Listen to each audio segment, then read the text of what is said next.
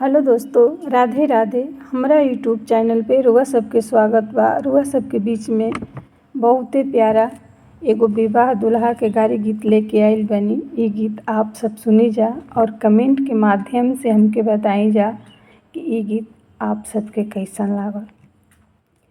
कहिया के चलाला तू आइला ए अनपढ़ा दुल्हा, कहिया के चलाला तू आइला ए छुछुनर दुल्हा, कहिया के चलाला तू आइला ए बकलोला दुल्हा।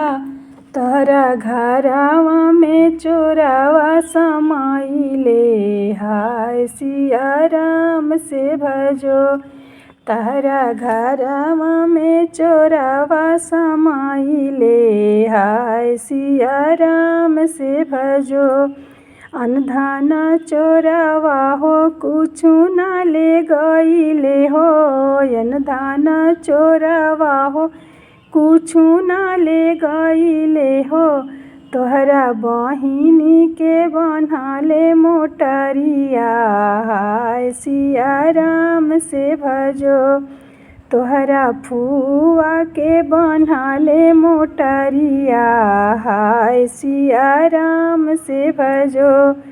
बांधी ओंधिया चोरवा घरवा ले गईले हो, बानी ओंधिया चोरवा घरवा ले गईले हो। हमरा पापा के दिहाले से जड़िया, हाय सिया राम से भजो। हमरा भैया के दिहाले से जड़िया, हाय सिया राम से भजो। कहिया के चलाला तू आइला ए दरोगा जीजा, कहिया के चलाला तू आइला ए करियाठा भसुर, कहिया के चलाला तू आइला ए गधेड़ा समधी। तोहरा घरवा में चोरावा समाइले, हाय सिया राम से भजो। तहरा घरवा में चोरावा समाइले, हाय सिया राम से भजो। अनधन चोरावा हो कुछु नाही लिहाले हो, अनधन चोरावा हो कुछु नाही लिहाले हो।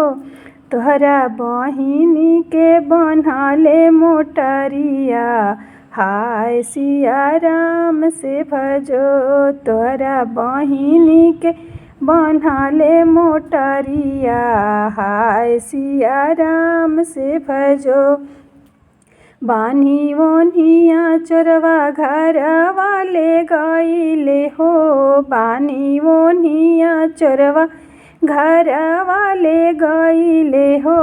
हमरा पापा के से जिया सजावाले, हाय सिया राम से भजो।